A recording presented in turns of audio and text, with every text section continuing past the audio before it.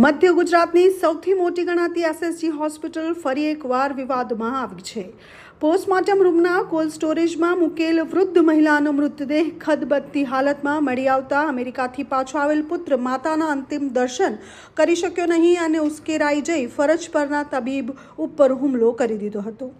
વિવાદે જોર પકડતા એસએસજી હોસ્પિટલના તબીબો અચાનક હડતાલ ઉપર ઉતરી પડતા રાજ્ય સરકારે હસ્તક્ષેપ કરવો પડ્યો હતો અને જિલ્લા કલેક્ટરની અધ્યક્ષ સ્થાને કમિટીની રચના કરવામાં આવી છે। આજ રોજ આ કમિટી દ્વારા રેસિડેન્ટ ડોક્ટરો સાથે મેરેથોન બેઠક યોજી તેમની તમામ માંગો સ્વીકારવાનું આશ્વાસન રૂપી લોલીપોપ આપવામાં આવ્યું છે।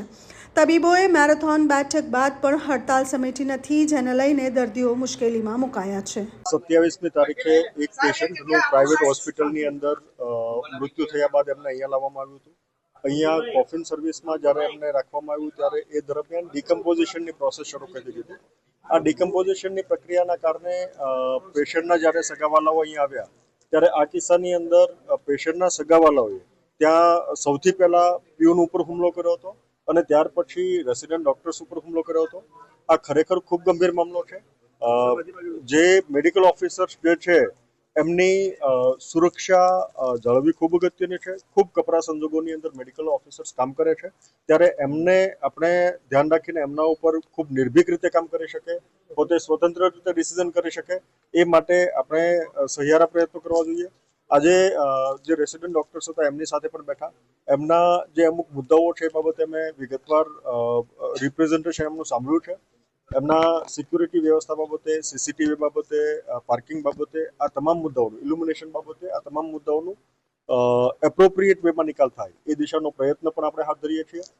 સાથોસાથ પોલીસ મારફતે જોઈન્ટ સીપી સર મારી સાથે જોડાયા છે, બાકી ટીમ પણ અહીંયા છે અને આ તમામ આરોપીઓને તાત્કાલિક પકડી લેવામાં આવે।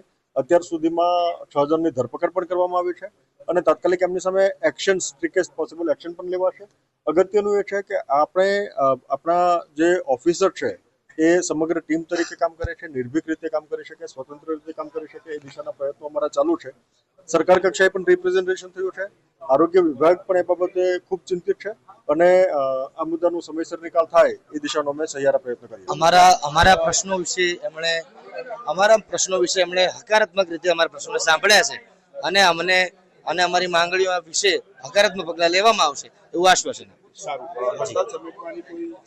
હાલમાં અમે હડતાલના ભવિષ્ય વિશે વિચાર વિમર્શ કરી અને ભવિષ્ય વિશેની જાહેરાત ટૂંક સમયમાં કરીશું। જી, ઇન્સ્યોરન્સ અમને અમારા સીપી સર દ્વારા, કલેક્ટરશ્રી દ્વારા ઇન્સ્યોરન્સ આપવામાં આવે છે। જી, ઇન્સ્યોરન્સ એ લોકોએ હજુ સુરક્ષાનું અશ્યોરન્સ મળ્યું છે। સુરક્ષા ક્યારે મળશે, સઘન સુરક્ષા જે સ્થળ પર મોકા પર હોય એ અમારી માંગણી છે।